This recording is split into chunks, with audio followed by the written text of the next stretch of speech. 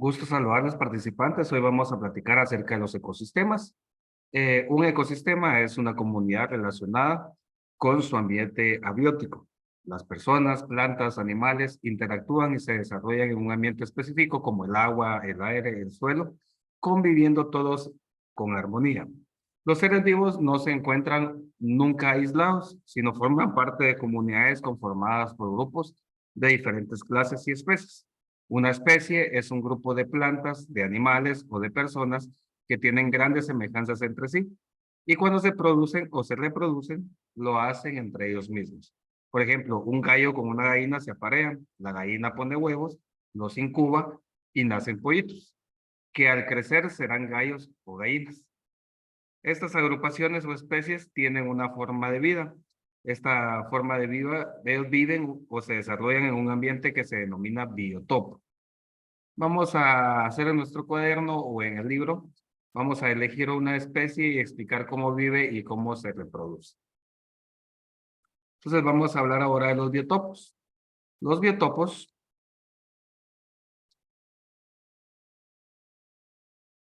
vemos aquí el biotopo del Quetzal, ¿verdad? Muy famoso allá en Alta Verapaz. Un biotopo es un espacio natural que tiene condiciones ambientales adecuadas para que vivan ciertas especies de animales y de plantas. Guatemala es un país rico en flora, o sea, un conjunto de plantas, y fauna, que es un conjunto de animales. Además, tiene diversidad de climas, lo que permite el desarrollo de ecosistemas y biotopos diversos. En la actualidad, el Centro de Estudios Conservacionistas, SECON, de la Universidad de San Carlos de Guatemala, USAC, tiene bajo su responsabilidad varios biotopos, ubicados principalmente en la biosfera maya, o sea, por el Petén. Entre ellos están la Laguna del Tigre, el Cerro Cahuí, dos lagunas, el SOTS. También tienen a su cargo el del Quetzal, que se encuentra en el departamento de Baja Verapaz, el del Manatí, que se encuentra en Río Dulce, en el departamento de Izabal. Existen diferentes tipos o clases de ecosistemas. En la biosfera se hallan muchos ecosistemas, pero en forma general pueden clasificarse en terrestres y en acuáticos. En el siguiente dibujo se puede observar un ecosistema terrestre. Escriba en su cuaderno una lista de los elementos que observa, por favor, como vemos ahí, cultivos, casas, etcétera, ¿verdad? Los ecosistemas terrestres se componen básicamente de aire y de suelo, pero también de agua. Los ecosistemas terrestres están formados por componentes esenciales que permiten la supervivencia de los seres que los habitan. El aire es la parte baja de la atmósfera, que es la masa de aire que rodea la Tierra, y está compuesto mayormente por nitrógeno, por oxígeno y argón, pero también tiene otros gases como el dióxido de carbono o CO2 y otros en menores cantidades. El suelo es importante e indispensable, ya que ahí se encuentran los nutrientes para la vida. También se conoce como tierra. En conclusión, en un ecosistema terrestre, el suelo ayuda a que las plantas y vegetales se mantengan fijos y se alimenten. El aire proporciona el oxígeno, el cual es indispensable para la vida de los seres vivos. La relación entre agua, aire y suelo favorece la vida en los ecosistemas terrestres. Cuando hablamos de ecosistemas acuáticos, son el tipo de ecosistema que se desarrolla en el agua. El agua condiciona la vida de una forma distinta a la de un medio terrestre. Por ejemplo, el poco oxígeno del agua puede limitar las actividades que realizan sus habitantes. La vida dentro del agua presenta las siguientes variantes. El agua puede ser tanto dulce como salada, y en ambas se desarrollan diversas especies. El oxígeno del agua se limita entre más profunda sea esta. La luz y el calor disminuye según sea la profundidad del agua. Las corrientes internas del agua producen movimientos y turbulencias que le afectan la distribución de los nutrientes. Observemos ese dibujo que representa un ecosistema acuático y en el cuaderno vamos a escribir una lista de los elementos que observamos en él. En conclusión, se puede decir que hay relativamente pocos lugares de la Tierra donde no existe vida. El planeta Tierra ha sido explorado permanentemente por los seres humanos y en los océanos más profundos y en las montañas más elevadas y en casi todas partes se han encontrado manifestaciones de vida. En los lugares donde los ecosistemas son más favorables, los seres vivos existen en mayor número y variedad, y se adaptan con más facilidad. Estas manifestaciones de vida se desarrollan y forman los ecosistemas. Investigamos y escribimos cómo es un ecosistema en el desierto, por favor, en el cuaderno o el libro si lo tienen.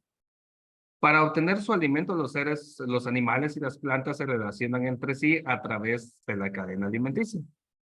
Esta cadena está formada por productores, consumidores, descomponedores. La cadena alimenticia inicia cuando los descomponedores que se encuentran en la tierra utilizan elementos como los minerales, el anhídrido carbónico y las materias orgánicas para fabricar su alimento. Los alimentos fabricados por los descomponedores le sirven a las plantas verdes también de alimento. Ellas lo absorben de la tierra por medio de sus raíces. Luego existen animales que se alimentan de estas plantas y a su vez animales le sirven de alimento a otros y a estos a terceros. Cuando un animal o planta muere, los descomponedores buscan ahí su alimento e inicia nuevamente una cadena alimenticia. Aquí vemos cómo la naturaleza se comporta en esta cadena alimenticia. Escribimos en las líneas en blanco o en nuestro cuaderno una cadena alimenticia que haya observado en su comunidad. Al analizar la función que realiza cada uno de los componentes de la cadena alimenticia, se encuentra que los productores son las plantas verdes que poseen la capacidad de producir su propio alimento mediante el proceso de fotosíntesis.